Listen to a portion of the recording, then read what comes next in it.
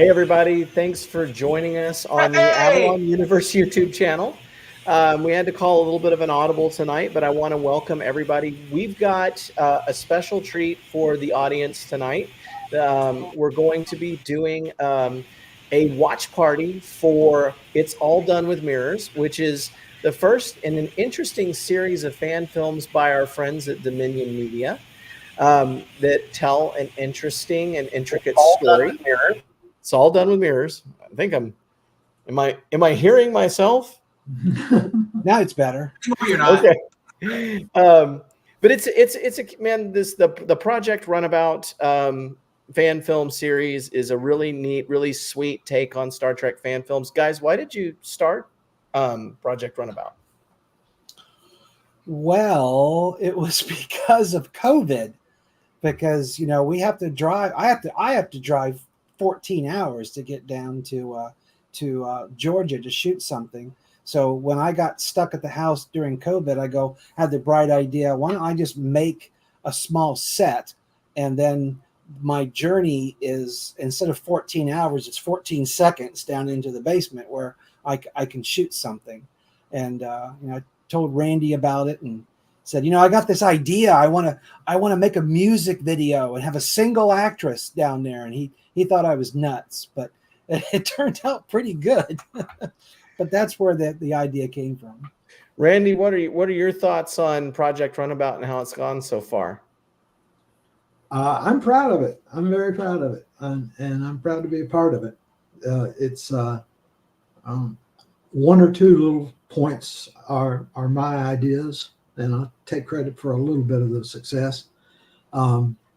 But it's mostly Gary. Gary built the sets. He's got all his blood, sweat, and tears in those sets, and he wrote. He wrote. I wrote the second episode, the Yorktown, and he wrote this episode that we'll see tonight. And I just kind of dotted a few I's, crossed a few T's. But we're excited about where it can go from here because since it is so easy to film in Gary's set in his basement, we are not necessarily limited to one or two episodes per year like we are with going down to Kingsland. So we're going to watch the episode here tonight, kind of with our guests and with our cast and crew here. We have something special to look forward to. Do you think they've got a unique episode ahead of them? Who are we talking about? Anybody like Gary, Randy. You feel like yes, I really like this episode because we've got a special guest, Jessica Richter. And she doesn't show up on the show, but she's become an integral part of Dominion Media overall because she voices the computer for the Dominion. She voices the universal translator for Tracy, my wife's lines, who's deaf, and then now she's Zelda, the ship's computer on the Runabout. So, Jessica, I don't take this the wrong way, but you were an afterthought, and now you have become the central figure of the show. And I wouldn't think of it having anybody else play that part because you do it so well. And I just love hearing your voice. And Randy is just lucky to have a daughter that, just like me, I got a wife who likes to do this, and you put up with us like my wife does. That's what I really enjoy about Runabout is that lady right there. Jessica, have you had a chance to see it yet? Or is this going to be the first time for you? I don't know if I've seen the whole thing completely edited. I don't think so. Dad likes to randomly show up with a thumb drive with bits and pieces and and make us watch them. But my husband caught something that was wrong or messed up, like there was a spot with no sound or something like that recently. So at least we feel like we're being useful. And we notice things, when you look at it with your eyes 100 times, you miss things because you just see what you want to see instead of what's actually there. But yeah, I enjoy it, and it was fun to be able to give the computer some personality this time. Well, as a video editor myself, I can attest that that's very true. Sometimes you do need a second set of eyes just to kind of double check and go over things. I send mine out to Sam Cockings. I send it out to Jonathan Lane. I send it out to a lot of people, and I take in all kinds of feedback. And I found that it's an extremely helpful thing to do. So, without further ado, let's do our little MST3K style premiere of It's All Done with Mirrors, Project Runabout. Hey, be gentle, guys.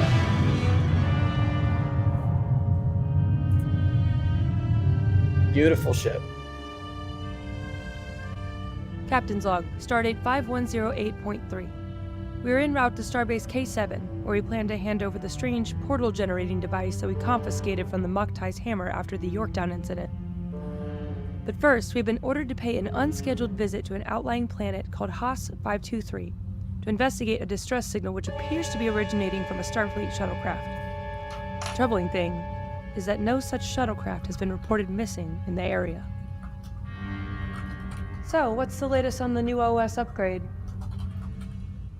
Well, they've run into a little bit of a snag, so it's going to be at least another week or two. We'll just have to put up with Zelda a little longer. Excuse me, should I enter Zelda as my new designation? Oh, no need for that. Unless you want to.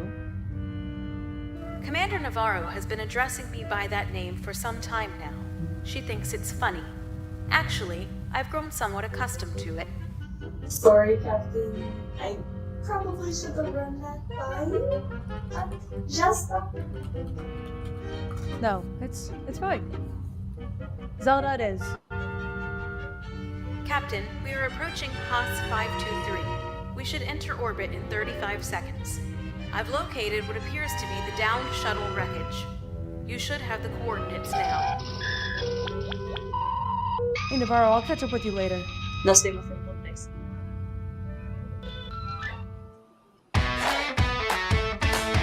It's one thing I love is the catchy open. Very different. I did that on purpose. I mean, I'm a stickler for TOS, for Dominion. I don't care though I do care about Runabout. I just want it to be cool. Well, and I think that's what really kind of separates you is that you have your own flair, I think. Yeah.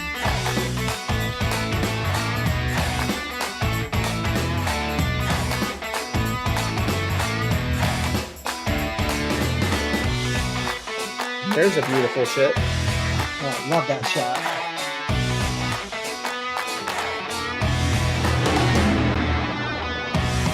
Nice. That totally gave me like goosebumps. And then we're into the TOS music, which always sets the tone.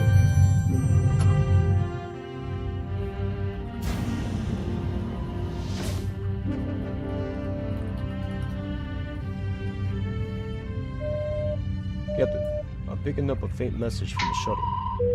It's pre-recorded, on a loop. There were 7 passengers on board. Look at 2 this of them guy. suffered Sun's out, catastrophic guns injuries out, and are man. deceased.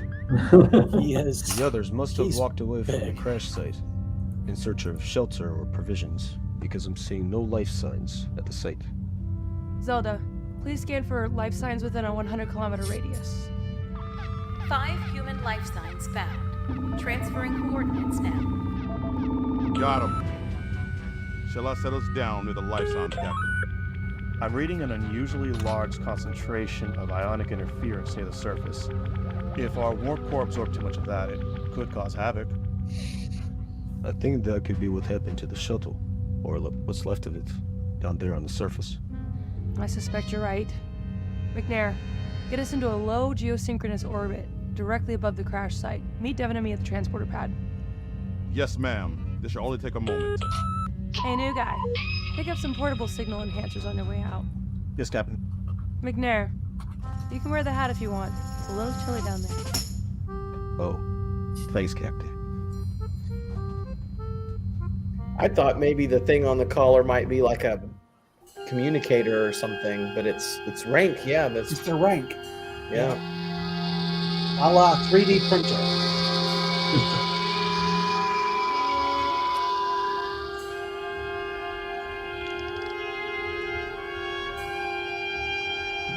I don't see a blasted thing.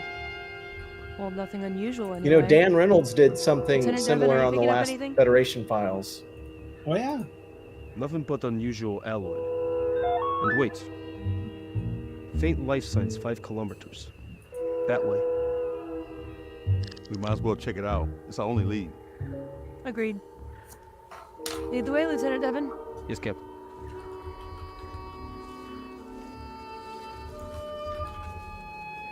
It was so cold the day we shot that. Was it like in like December or October? February. February? Oh, so right before we shot kind of the rest of it. Yeah, February in Central Ohio. Oh, nice. But the park was crowded. And It really was. I mean, people were so nice. They stopped for us and they watched us. And when Beth couldn't get a line right, a lady walked up and patted her on the shoulder and says, "You'll get it, honey." Beautiful cast, though. I like the guy's hat. Yeah, it's good character for him. Yeah, he rocks the hat. I loved it when the sun hit the camera like that.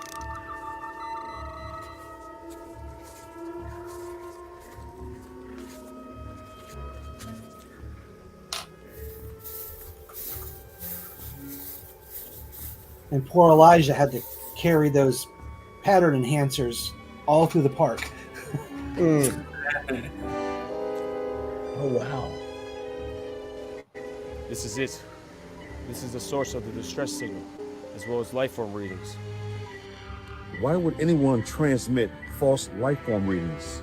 And so, We've been duped. Gary, did you shoot all of it? They deliberately led us here. With that iPhone. It's because Yeah. they know there's interference. They don't think we can return to our ship from here. Zelda, raise shields. Go to yellow alert. Scan for any vessels capable of warp within 3 light years and advise me if you see anything headed our way. Eli was our boom Is there guy. any Good theories point. on what is going on? My guess is they either want our ship or something aboard her. However, they didn't take into account that we have an onboard computer that's capable of controlling many of our ship's functions. Everything except for weapons. We need to get back to the extraction point. The transporter's not going to be able to lock onto us from here. There's too much ionic interference. We have our signal enhancers. Sure. So he's dying to I get don't want rid to of use those. this unless we have to. Whoever is responsible for this planned it very Hey, well. thanks for being here, Eric. We really appreciate it. yes.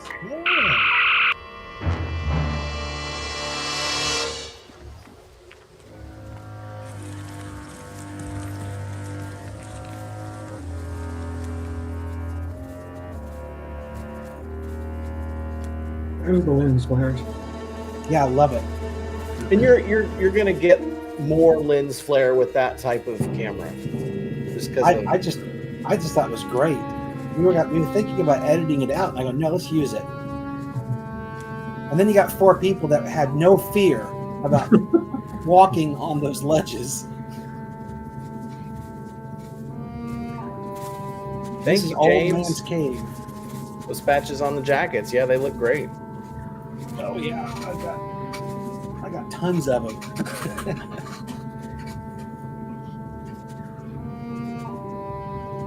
I need you to send me one of those, Gary. I'm starting to put together my production vest, and I'm missing Runabout. Okay. I order you. Let me go. Papa. Those alien ships cost me $15. Stranger. Captain, 2 small vessels of unknown origin are approaching at a high rate of speed. Their course is too precise to be coincidental. I estimate 30 seconds until their arrival. Looks like we have some uninvited guests. There's no time to get to the extraction point. We're gonna have to use the pattern enhancers and hope for the best. Any objections? And these guys did an excellent job setting those up.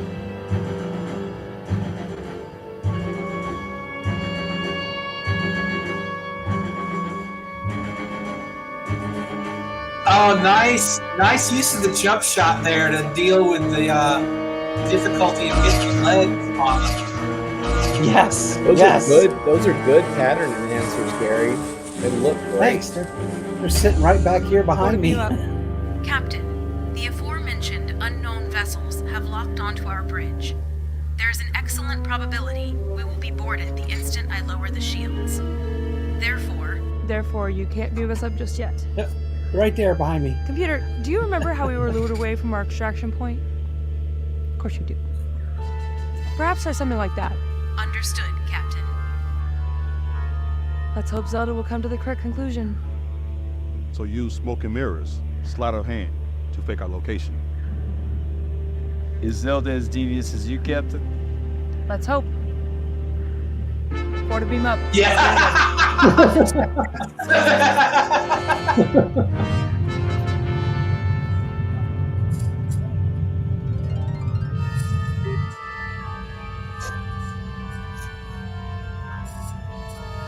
Beautiful.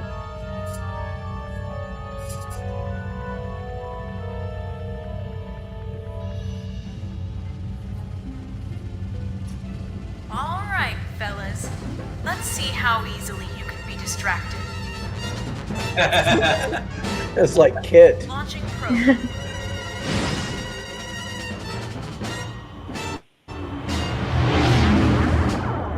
Hey, let's go after that. Fetch.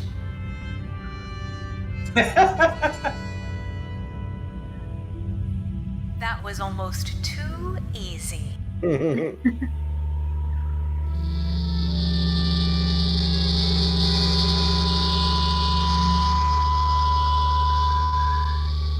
Zelda's got some personality. Yes.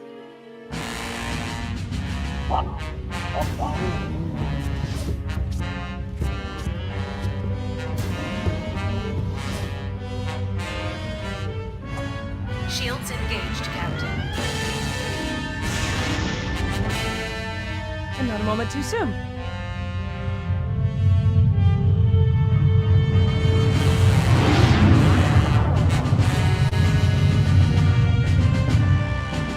I call this move threading the needle.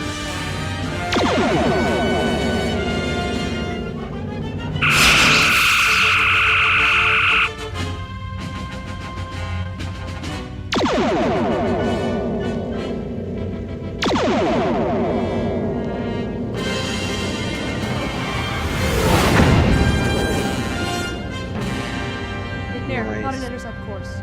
Captain, I suggest we let them go. He's right, Capitan. We have bigger fish to fry. I know I'm the new guy, but I agree. Got a You're lot right. of Let's get Russians this device and back to the DTI. just Said we can Dominion target on our back faces. for as long as we have it. Zelda, set a command for the signal enhancers to self-destruct. In Russian Star Trek, you don't fly runabout fly you! See, it always bugged me about signal enhancers. You just can't leave them laying around.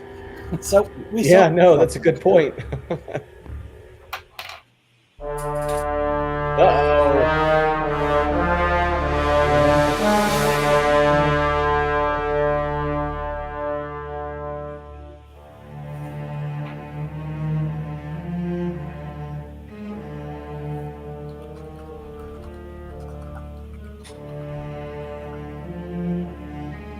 Commander, your operatives have arrived. They request an audience. Oh, Masaste. Let's not keep them waiting. I think that works so well as a ready room.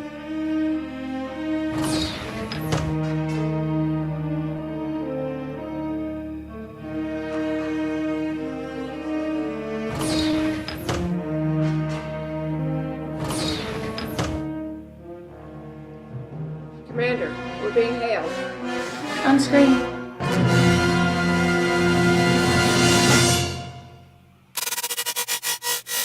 Along to embark. Who's that We guy? are honored to have your attention. Even for a moment. It is I who is honored. We were so relieved. However, we could not complete the task assigned to us. If given another chance, I assure you, we will. You misunderstand. I am honored to be the one who rids this sector of you. You are clearly unable to function and therefore unworthy to live. Someday your planet will thank me. First officer, send them away. Yes, Commander.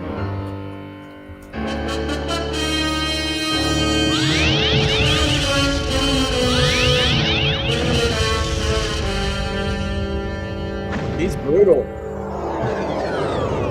She is.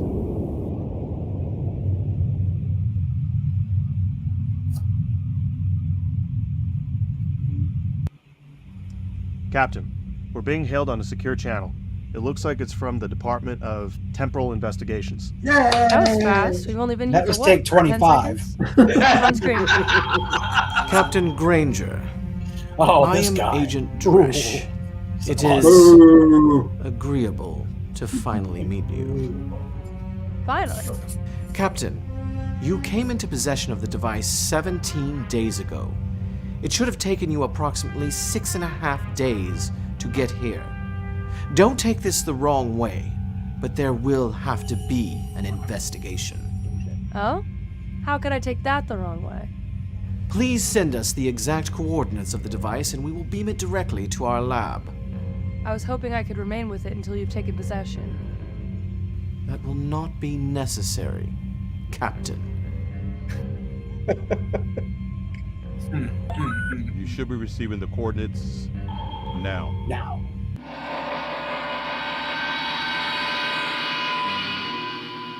That's the first time we see the Kataka device. Yep. That's it. You may leave now, Captain. However, please remain available. You may be summoned to appear at an inquiry. Things are not as they seem. No wonder. Was he incredibly rude because he's a DTI agent? Or because he's a Vulcan? You know, Russia did not invent rudeness, but we perfected it with something called the KGB. Oh, here comes Randy's big scene.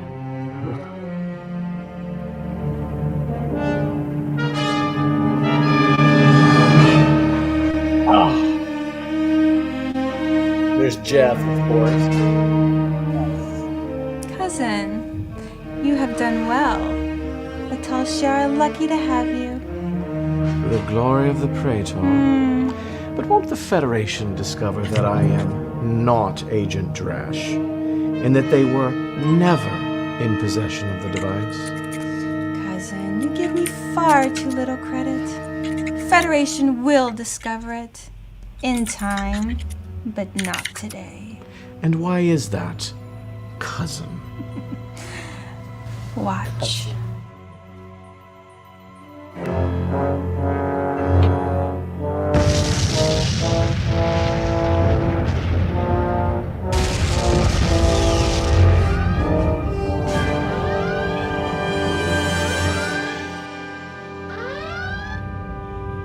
Ranger to base commander.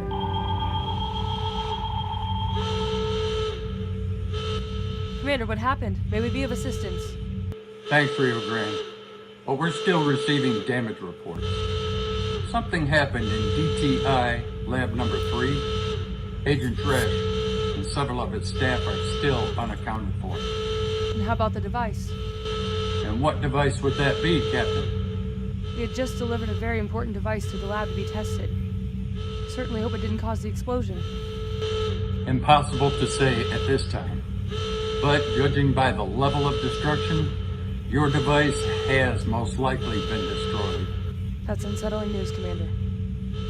Well, we are expected to rendezvous with the Dominion in 3 days. That's a good I'll inform question. them. Actually, Captain, I would appreciate it if you kept the details of this incident confidential until our investigation is complete. Yes, sir, of course. Please keep us in the loop. Will do, Rio Grande. Good luck. Lieutenant Han? It's been good having you on board, but it's time to get you to your new post on the Dominion. Thank you, Captain. I'm looking forward to it. Although I have to say, there's never a dull moment here on the Rio Grandes. Trust me, Brian.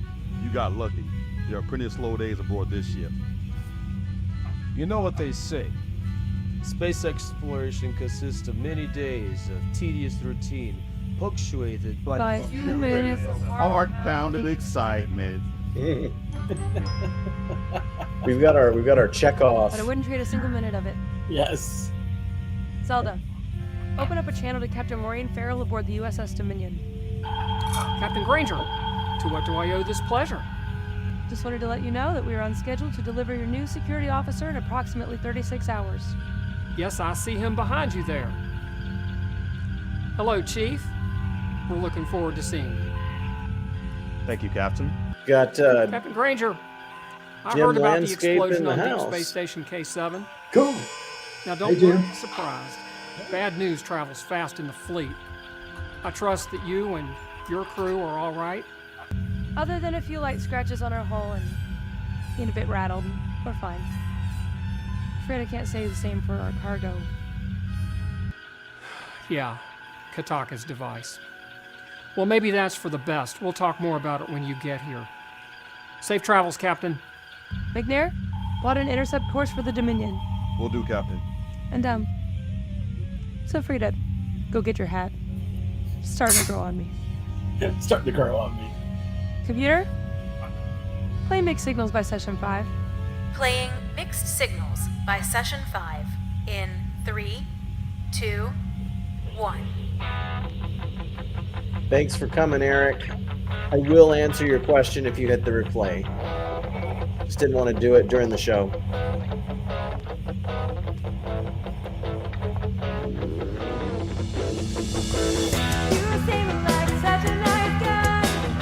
Now that's really her singing. That's her. She's the lead singer. I think we're the only production with original music.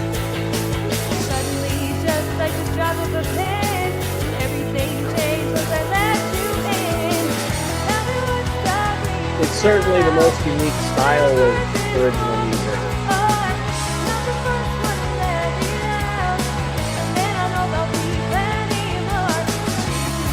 That's Chris there. Hi, Chris. Mixed Signals.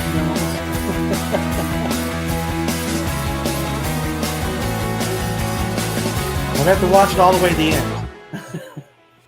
Thought you had me stuck on your hook. I'd never get up and run. Rip the page right out of the book. I know how it ends, boy, I'm done. Crawling back and begging for more. Same old lies. Yeah, these credits are really well done. Tell me what's the reason now. I got good material to work with. I'm the first one to let me down. And I know there'll be plenty more. That's what fan films are all about, Chris.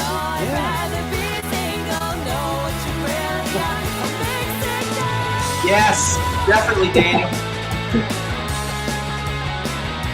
There she is, Zelda!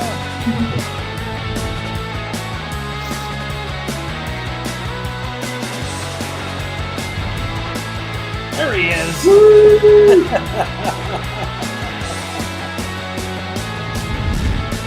The Valdor crew. There's that space pirate. Oh man, that's kind of a George Cahan move to play that role yourself. Here we go. 5 light signs, 5 kilometers. That way. It's Randy.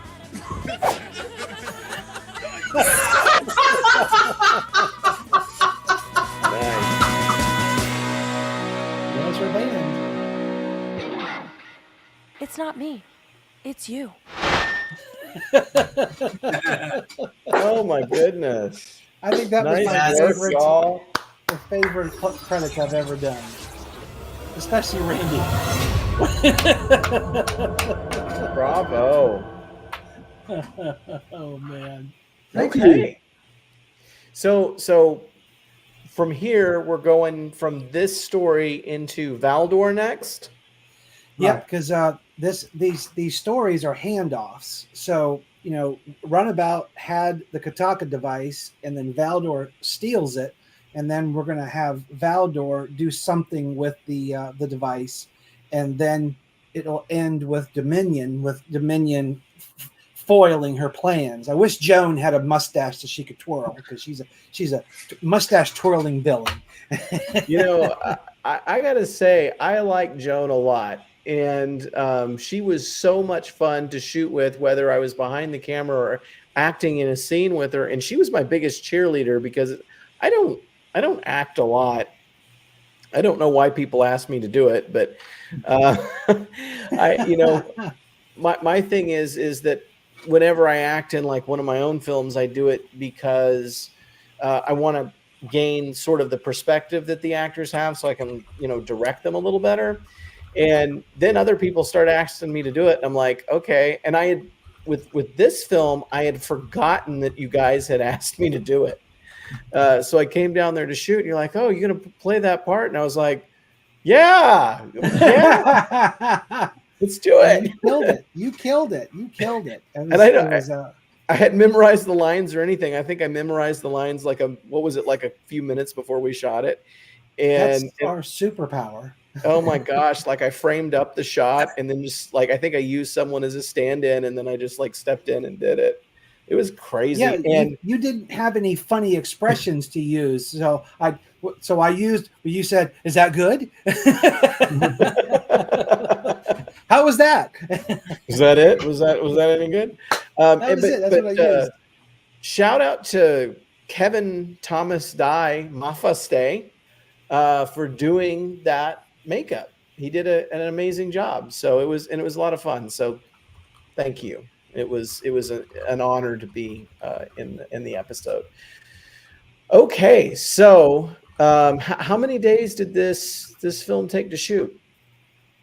We did the Runabout North. The Dominion Media North stuff in 2 days. So we gathered. The original plan was to shoot at Hocking Hills on a Friday, and then they were going to stay in a hotel and then come and shoot in the basement for the set. But it rained like the dickens on a Friday.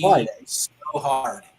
So we switched it up, and so they came to the house first, and we shot all day long, and we wrapped pretty quick. I don't think it would.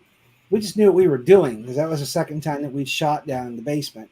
So we got that done, and then we went to Hocking Hills the next morning and got there at like 9 o'clock, and we wrapped by dinner time.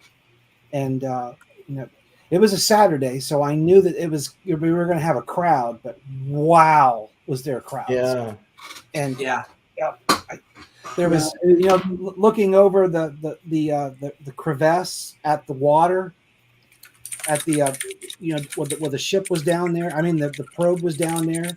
That was that's like a major draw to the park.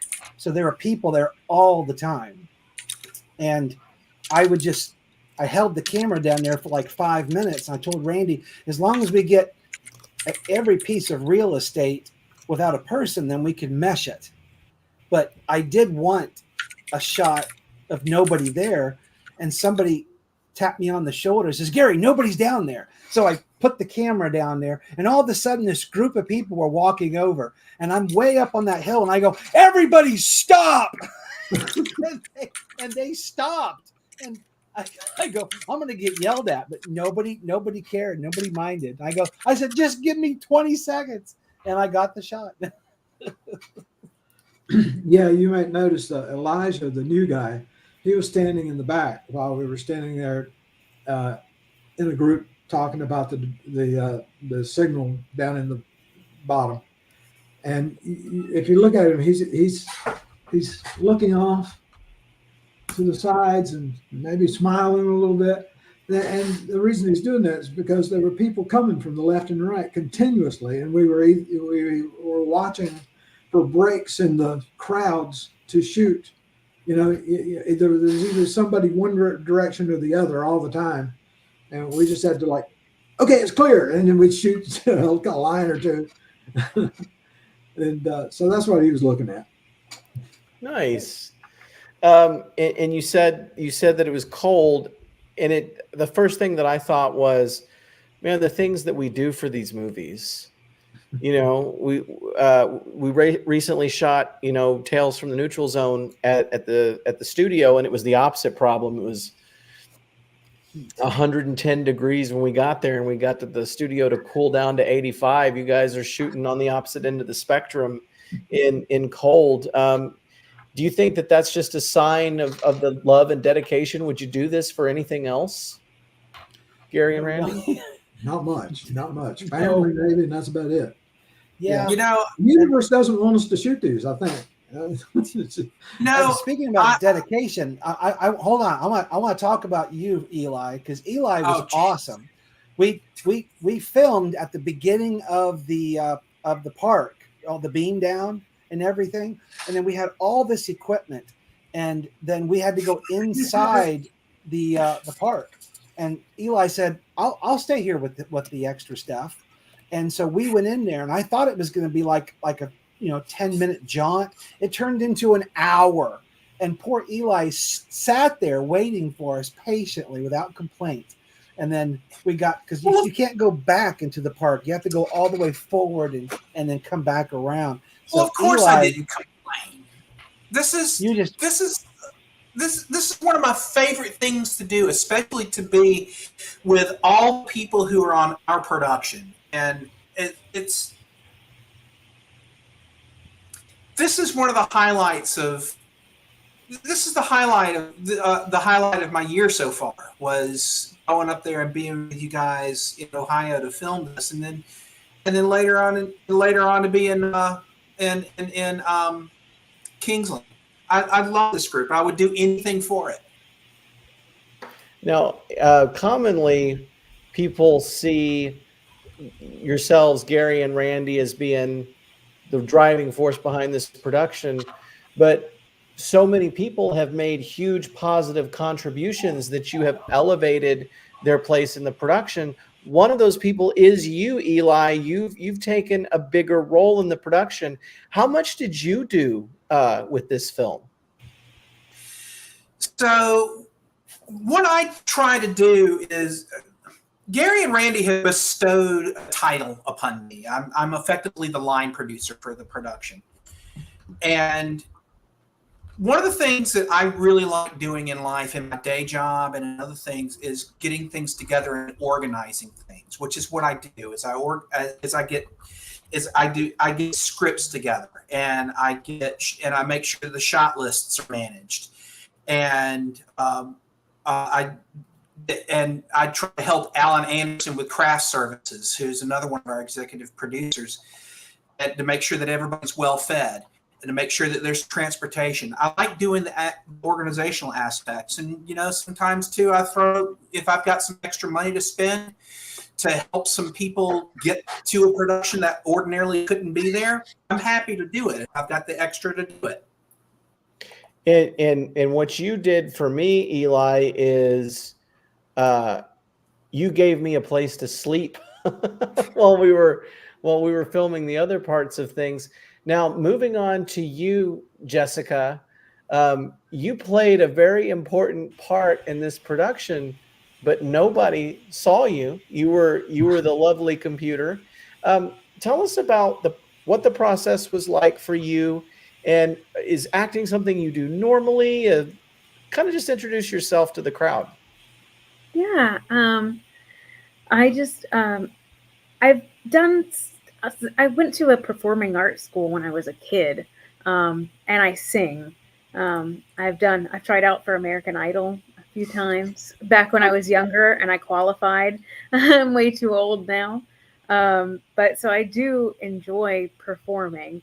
But it's always fun, Dad always calls me over. Randy always calls me over and shows me the new script and tells me kind of, what's going on and kind of what everybody's mood is and what the mood of the scene is. And I always try to do everything, at least 2 or 3, if not 3 or 4 or 5 different times in different ways with different inflections. That way, whatever he ends up needing, whatever you guys end up needing in the end, hopefully you have what you need, because there are lots of choices to choose from, and that way, if something changes, you already have kind of the options that you're looking for. But I have had to come back and do some extra recording as well, so it's always fun. And this one was a really fun one because you kind of got to be like the yeah, a little bit sassier, so it was fun. So for me, I named a character after my daughter in Avalon. Randy, how long did you want to get her involved in this? As long as we do it, and we need a computer voice or a voiceover of any kind, and she's willing. And have you wanted to kind of get her involved for a long time, I guess? Oh yeah, well, she's been involved from pretty much the very beginning. Okay. She was, Gary's wife's voice as the universal translator, and she was physically in the heist episode where they went down to the planet and stole the crown from the auction. She was in that episode. Yeah, my husband was in that one too. We were Bajorans. Jessica, what did you think when he was saying like, hey, we're going to make Star Trek fan films like a few years ago? We were like, what? Give us the inside track on the side of Randy Wren we don't normally see. Well, I know that my husband Alan and we gave him a gift one year for acting classes, and he got really interested in that. And the Star Trek stuff I think was not too far after that, if I'm remembering correctly. But I think I kind of took after him in my creative stuff. Singing and I took singing and dancing and went to performing arts school and was in Greece and stuff like that when I was a kid. And I definitely think that a lot of that and my enjoyment of that type of stuff comes from him. And one of my favorite pictures of me and my brother from when we were kids and growing up was on a beach trip. And we're both in the pool at the hotel, and we're the only people in the pool. And we've come up to the ledge, and we're both, doing the in the picture. And we're like, little. I think my brother was like maybe 7 in the picture, and that I was like 10, something like that. So we're definitely no strangers to loving Star Trek universe. My husband and I have watched almost all of them. So it was easy to jump right in because I was already familiar with it and had an enjoyment of it.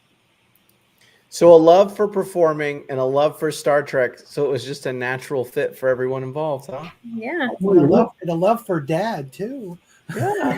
Hey, we all love him. We all think that he's, my observation about Randy, it's so fun because he is like the chillest guy ever on set.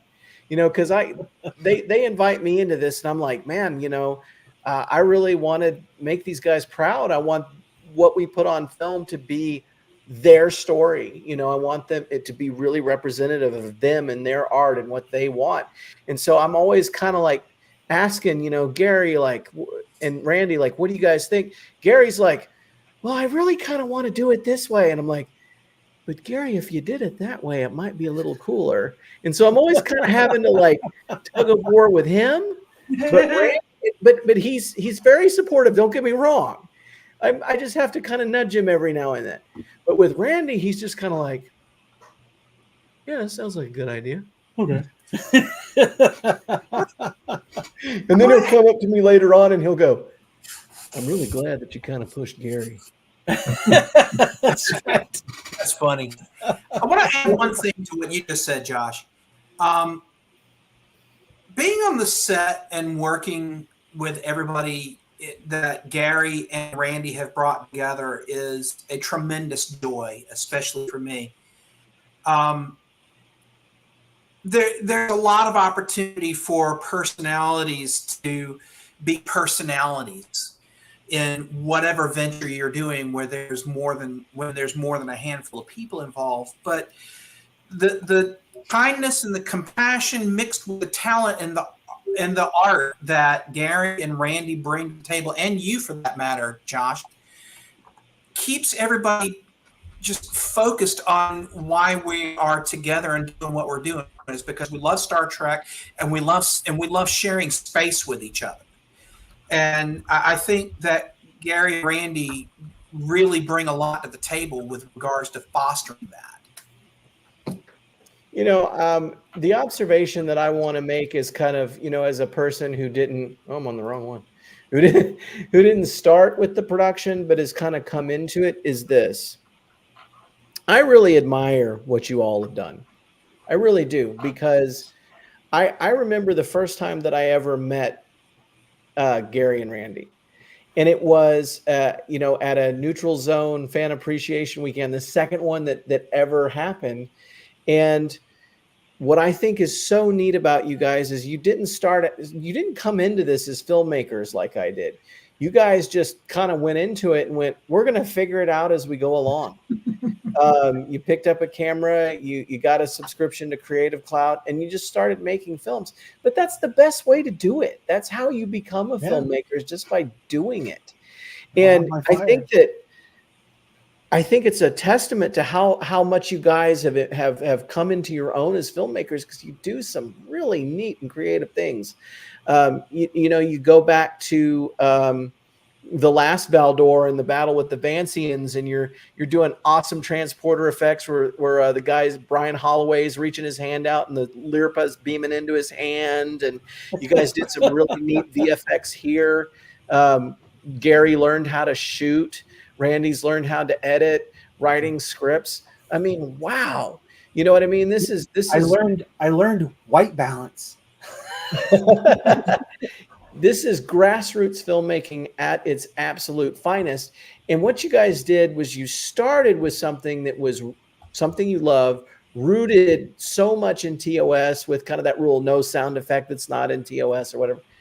But you've added your own flair to it with this. And I think that's the thing that stands out the most, especially about Runabout, is that it really has its own personality. And this is for either one of you, Gary, Randy, Eli. Who wants to talk about just the personality that Runabout has that makes it unique? Oh, well, it's the little ship that could. I mean, when I thought about this, my pilot episode that we did, that Randy remotely directed. I need to say that. I don't think we've ever had a remote director, but we had Randy on a video chat where he could see the camera and the actors could see him, and that was really cool. So he remote directed that. But the pilot episode was about a single lady in a ship, being outmatched by two Klingon D7s, and she gave it all she could.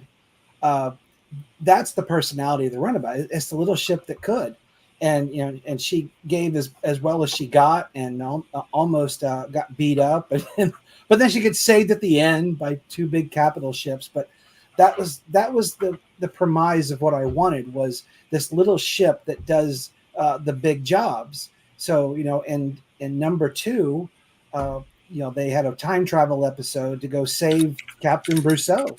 And then the third episode, they're delivering the Kataka device. So that's what the Runabout's all about, is this big production in a little package. Nice. And it really is. But the thing about it that I love is that it's fun. You've got a unique crew. You found a way to have a modern crew, but not make it like too over the top modern, like I've done a couple of times. And like the part I love, the theme song, everybody's kind of dancing around to it. And then you get to the end and it's kind of the same thing. And she's turning the universal translator into a microphone and singing. Was it a thing where when you heard her sing, you were like, we've got to have this in the show? It was that guy's idea. Because what we knew, Randy, we knew that Beth could sing, that she was the lead singer for session 5. But Randy asked me, what do you want to do for the end credits? because in the episode before, we had "Come and Get Your Love" by Redbone, and I still love that, adore that closing credits with Redbone. And I was thinking, well, what can we do? Do we want to do that again? And if so, what do we want to do? Well, we might be pushing our luck using something that we don't have the rights to. What could we get the rights to? Hey, Beth is in a band. They have original songs. So, I asked her, could we use it? And we got permission. So now I think we have a leg to stand on if somebody fusses at us too much. Yeah, you should be fine. You should be in good shape. And she is a very talented singer. There was style in it. There's dancing. There's, the little change at the end. It's not me, it's you. It's great. Yeah, I had to throw in the band at the end because I wanted to highlight session 5. And I asked her, I go, is that okay? And she goes, well, yeah, I'm in charge of it anyway. So yeah, go do it. So when it comes down to it, we talked about fun. For all of the cold, all of the other things that go into it, did you guys just have a great time? Oh, yes. I did. Absolutely. Yeah. What? And we went out to we taxed Gary's OCD because there were a number of us staying at his house. Randy's was upstairs in the guest room. I'm downstairs on the couch, and then we had somebody else there with us too, and was sleeping on the floor. And so by the time the weekend was over, we had in his OCD brain completely trashed the place. I am so bad OCD. It's terrible. Everything has to be in a place, and there's a place for everything. And I straighten everything back there 3 times a week. So that's the way my house is. I just, oh goodness. And that's the thing that people don't see about movie making is what goes on when the camera's not rolling, or what goes on behind the camera has such a big influence on what you create. Because if you have a good time while you're making it, it always translates into the film. Oh, yes. And I learned that lesson the hard way, because I was making like a depressing movie, and everyone had a good time making the depressing movie, and the movie wasn't depressing, and I had to edit it to make it depressing. So I remember something that happened while we were shooting that had nothing to do with the shoot that I'm really proud of. I got Gary to eat vegetables. Yeah, just a little bit. Just a little bit. Oh no! Was at the Thai place, right? At the Thai place. If you're gonna eat vegetables, get some pad Thai going. They made the mistake. Let me pick the dinner place one night, and I picked this Thai place, and Gary looked at me and said, "What do they have there?" I'm like, "Have you never eaten? You were in the Navy, man. Have you never had Thai?" Yeah, I had Thai once, and it was hot. Later on, Ray Tassi introduced him to edamame. Oh yeah! Wow, edamame. Yeah. I love edamame. It's and if you luck out, you go to a sushi place and they give it to you for free as an appetizer. That's the best kind. That's the best kind.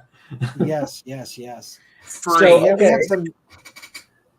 Oh, sorry. We had some interesting dinners. We went to the Thai place. We went to a Pizza Barrel, and then we went to a City Barbecue. So we mixed it up. So the meals were a nice roundabout after we were done shooting, and really enjoyed that. Then we could decompress.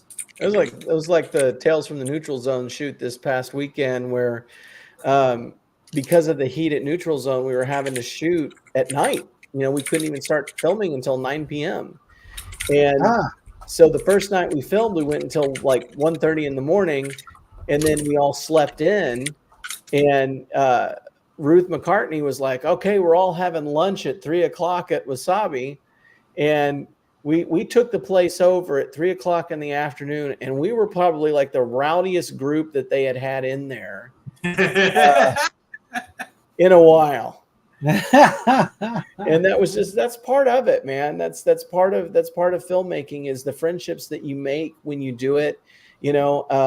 despite us shooting so late. We all did the ritual, the neutral zone ritual of sitting by the pool until 3 a.m. and all of that. It's just, man, that's just part of it is the friendships that you make doing this. Sitting I by turned the into a pool, pumpkin at drinking midnight. good scotch and smoking good cigars.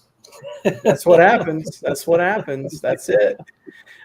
So we've got the first edition out of this interesting story with Project Runabout. Now we're going into Valdor.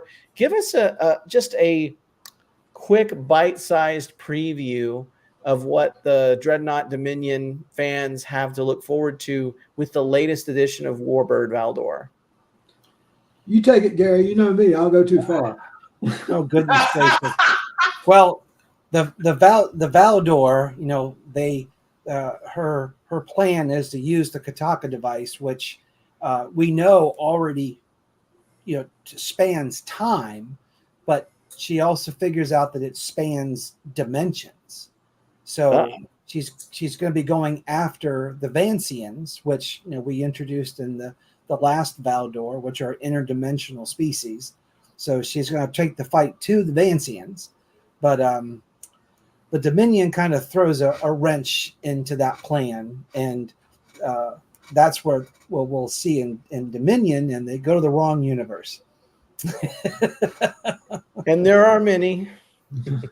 There are many places they could end up. So there's one, but it'll be a place everyone wants to go. So we had fun. Yes, definitely. All I can say is thank you.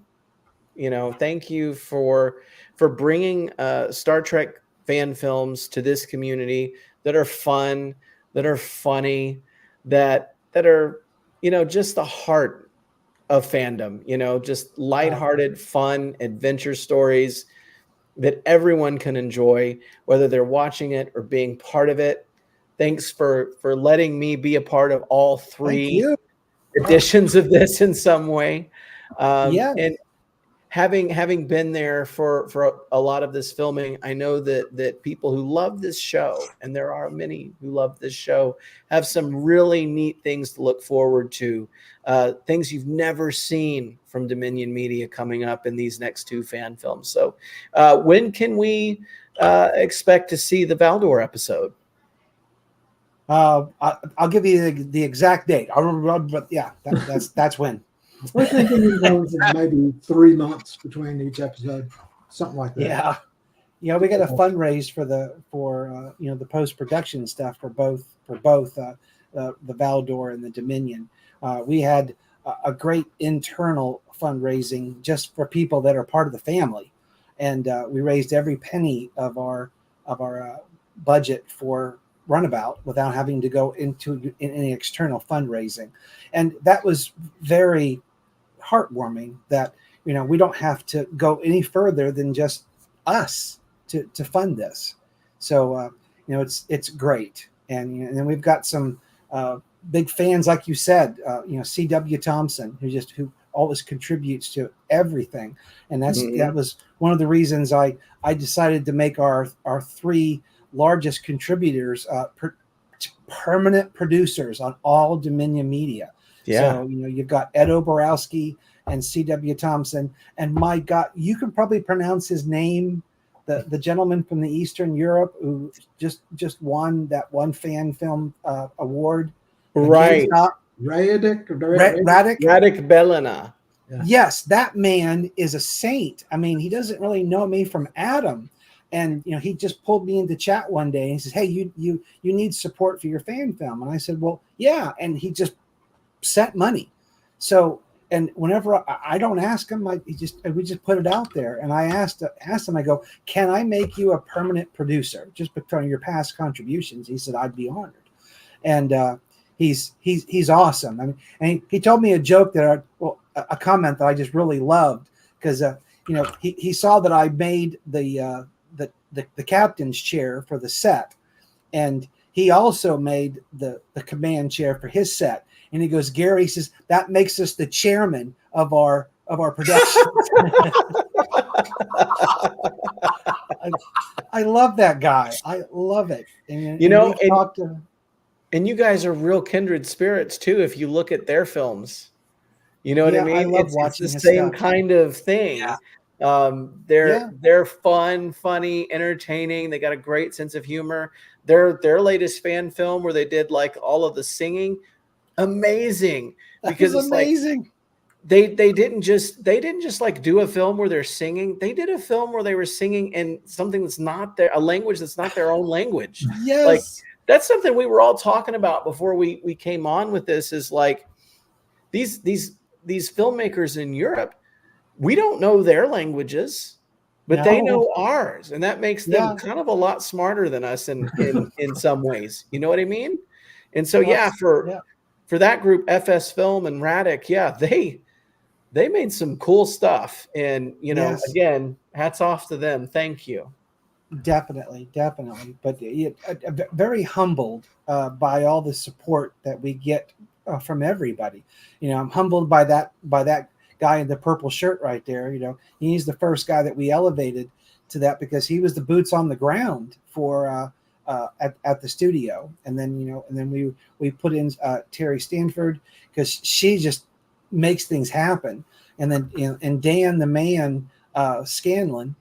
Made him a producer, associate producers, and I may have the terminology wrong, but executive producers are us, and associate producers are my goovers and shakers, and then my producers are the people that help us with the monetary. So that's how I differentiate the production people. You know, and like one person that you showed, the guy that came and took down the flag was Jeff.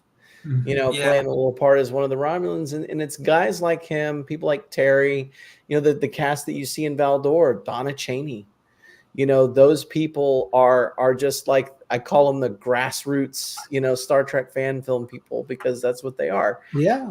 Yes. Productions Definitely. happen because of people like that. Yeah. And I would add that,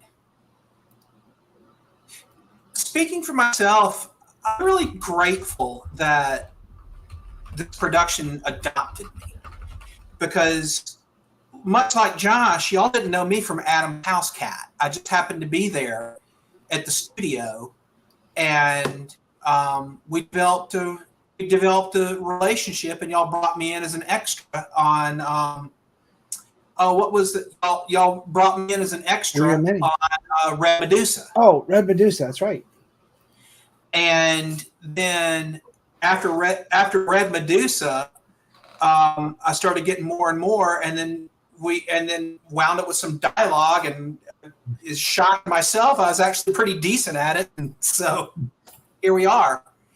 I'm thankful every time that I'm with y'all, because this is.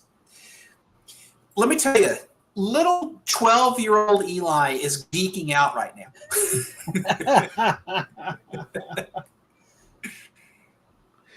And you've been in some great stuff, Eli. You've done you were in Doomsday.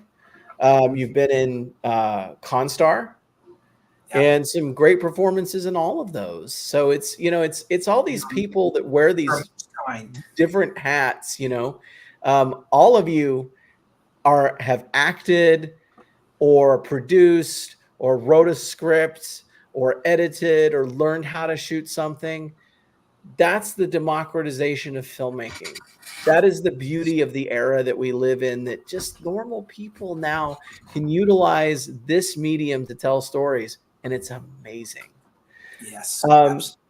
Did you guys have, before we move on, anything else that you wanted to say, added about the production, fun experiences, bits of trivia that maybe people didn't know?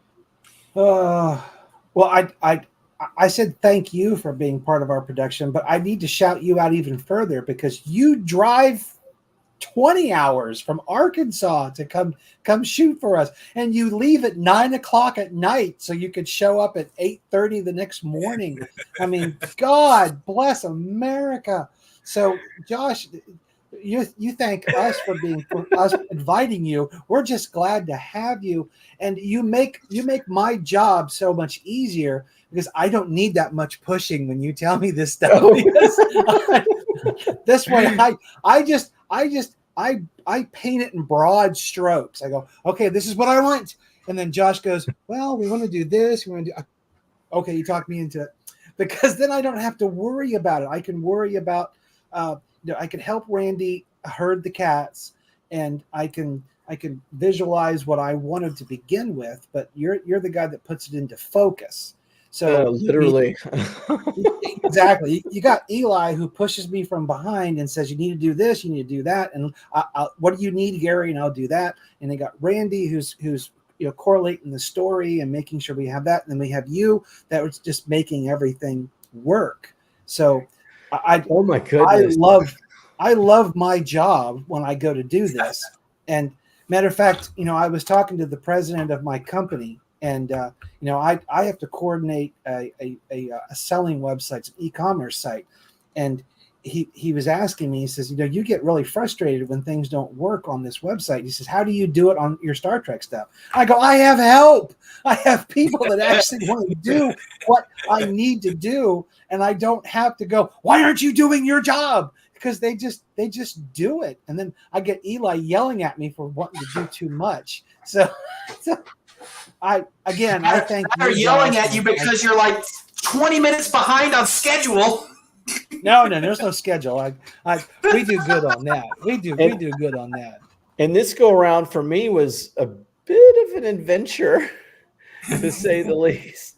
Yeah, your car trouble and your tires exploding. God, I've forgotten all about that. I mean, so there's this YouTube channel. I watch a lot of car repair videos on YouTube, and one of them's called Pole Barn Garage, and it's run by this guy by the name of Dylan Summit. And he I need to clean up my language for this. He buys these real crap boxes and rebuilds them, and then drives them like 800, 900 miles. And what was going on with your car reminded me of Pole Barn Garage and this car being held together by duct tape. And it wasn't anything more than a tire or anything, but it was just the adventure that ensued.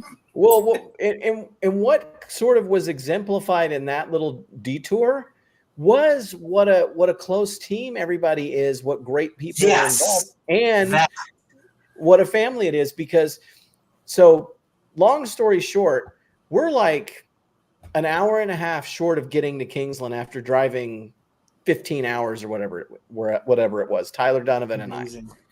And we're about an hour to go, and we're like, all right, we're almost there, like we're celebrating. We got some Deep Space Nine going in the car, and we're like, yeah, we're going to be there soon. And one tire explodes, second tire explodes, takes off part of the side of my car. Like whatever happened, it was like kaplow, and then we're just on the side of the road, and we're like, okay. And it's something like midnight, you know what I mean? It's like, what are we going to do? And so I was like, let's call Sean Patrick Kennedy. Something told me to call him, and we called him, and he's like, oh yeah, I got my trailer with me and this, that, and the other. And yeah, if you just hold on, I'll come out there and get you. We'll load you up on the trailer and this, that, and the other. And he came out with his truck, and I'm giving him a hard time, but he came out with his truck, and he put my truck on his trailer, drove it into town. And not only that, but he found 4 new tires for my truck. Wow. He found a place that would open on a Sunday to fix it just for us. And my car was ready to go when we drove home. And not only that, but for a couple of days, he gave us a room to stay in. And paid for it. Yeah. So Sean kind of kicks ass. Yeah. Yes. Just putting a lot of ass. And he worked hard. And even Ed kind of like threw down on that a little bit. Like Ed came out and he's like looking at the tires, like, well, I can see from this tire that blah blah blah. And he was like giving me all the like the history of the tire by looking at like 3 numbers. He's like, we used to run the tire shop at Costco, and he was getting real into it. It's like, man. And Ed in the past, Ed's the kind of guy that'll pay for hotel rooms, Yeah. Like if you need, he's put up the entire Avalon crew before. He's paid for all of our hotel rooms. So it's like, he's amazing. That's why I made him a permanent producer as well. Ed is so kind and so compassionate with absolutely everybody he encounters. It amazes me even now to think of it. I guess it was about this time last year. He and his wife were passing through. They were going on vacation. They were driving down the coast they live in upstate New York, and they were passing through on their way down to Florida for vacation. And they happened to stop in Savannah, and they just stopped to have dinner. And it was like out of their way to do that. And so we just came. And I hung out with him and his wife one evening for dinner, and he's so thoughtful. You know, one of the reasons that I think it's so important to bring these things up is because, you know, over the past 20 years, the Star Trek fan film scene, the community, whatever you want to call it, has gotten this rap for having way too much drama. And that's true. It's true. But that's Dominions are drama free. Yeah, that is not the only thing that defines Star Trek fan films by any stretch of the imagination. There are so many good and wonderful people, just normal everyday people that are making Star Trek fan films, that are contributing to them, that are supporting in some way to get them made. And I think it's important for people to know that there's so much positivity and so much good going on within this community.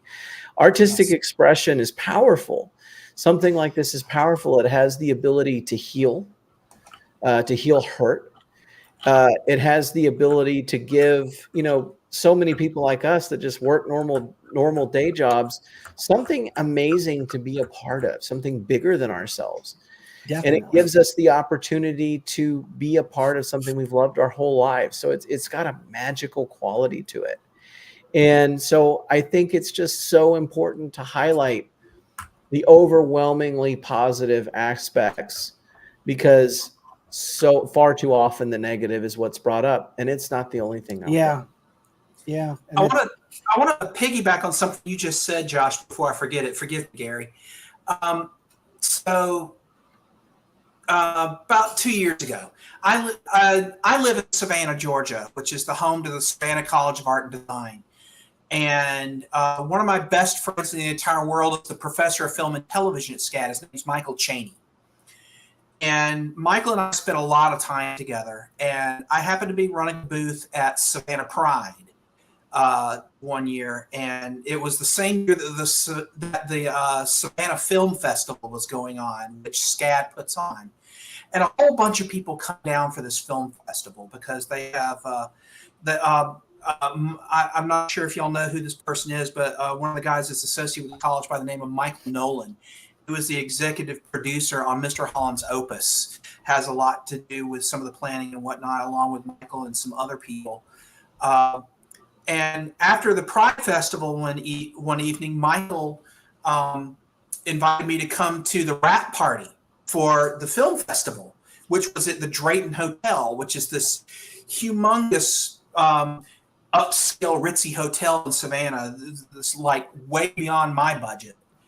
And he said, come on up with me. And I'm dressed in like tacky rainbow garb from this Pride celebration.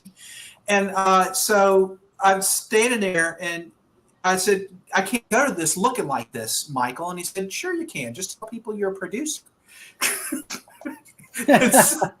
So, which technically isn't a lie. So, and I did, and people believed me, and they wanted to know more about Dreadnought Dominion. That's the way you do it, man. That's the way you do it. I want to close with two quick points. We've got our friend Terry here in the chat, and I want to give her a very, very special shout out. Terry's one of those people who has been invaluable at helping out at Neutral Zone, whether it's Dreadnought Dominion, Tales from the Neutral Zone, Avalon, whatever. She's another one of those people that's the heart of fan films. And it was bittersweet past weekend for her, as for many of us, like Dan Scanlon, for example, Alan Anderson, all of the wonderful people that are just the people that make that place go. It was a bittersweet weekend for all of them, and I want to just say to all of you, and I hate to kind of like speak on behalf a little bit of a few of my friends up here, but we want you guys in Arkansas for the time being. We want you here. While Ray finds a new home for the studio, please come to the natural state with your production. I know that my friends Dan Reynolds and Glenn Wolfe will welcome you with open arms, and we will have an amazing time here, just as we did down there. And I want that to continue for all of you, and I want you to know you will love it here. So we already have a story in mind for Arkansas. I just got to get that guy to write it. And I got to pitch it to Victoria and Skip. Nice. Well, we'll be here, man. And having done a Constar production at Warp 66, I can tell you that spending time in that space is also something special. Excellent. It really is. And if I can speak for my friends here for a minute, Dan Reynolds and Glenn Wolfe, these are solid guys, man. These are give you the shirt off their back, take you in and give you a place to stay kind of guys. They're salt of the earth. They've taken care of me, and they've taken care of Avalon for 5 years. I consider them to be very close friends. Dan will go out of his way and he will do so many different cool things for you. He can make props and costumes a lot like Gary. You know, Glenn is kind of a one-man art department. He'll build you, they've got like a swing set space there. Oh my gosh. He's like Bob Vila and Bob Ross together. It's true. It's true. He's got a swing set area. So if you're like, well, I need a little space station, or I need a little, alien ship or something, you just tell him and he'll build it. So wow. Let's have an adventure at Warp 66 while we wait for Neutral Zone to find a new home. Yes, definitely. And I know that I've kind of like put that out there before, and Glenn was like right there and he didn't object. So I think these guys would be happy to have you. And I certainly would love to have the adventure in Arkansas. So please come see us. Warp 66 is closer to me than Neutral Zone. So I'm all for that. And there's this lovely little campground that's owned by a family in Harrison that's like right on the south side of town. And I love staying in that campground. That place is great. They've also got a really neat rustic hotel called Hotel Seville that I've stayed at, and it's quite cool. I mean, it's got personality and charm and character, but it's modern and updated and redone too. So it would be a great place for you guys. Finally, I just want to say we called an audible tonight, and if you're watching out there, to a very special person, if I've ever done anything to upset you, I'm very sorry, and I never meant it like that. And I hope that you and I can be friends again. And I've wanted that for a long time. I hope you know that. So if you see this, don't be afraid to reach out to me, because I think you're a great guy and I care about you a lot. And I've wanted to rekindle a friendship with you for a long time. So I'm sorry. Please talk to me. I would really like that. So thank you guys for calling the audible and being willing to come here and do this. It was great. It was great. Everybody who's joined us here and celebrated this episode. We love you all, and we're grateful for what Star Trek fan films bring to fandom, and all of you who contribute to it. So thank you for being here. Thank you, Josh, and peace to you. And thank you for jumping in to give us some space here. This has been fantastic. It was great. I think we had like 25 people, which is normally what we have for a watch party. So this was it's been great. You got it. You guys have a dedicated following. So keep on making those films, and until next time, live long and prosper, everybody. Anybody that wants to join us in about 5 minutes on YouTube. Yep, the actual premiere on YouTube. Peace. All right, guys. See ya. Peace. Good night.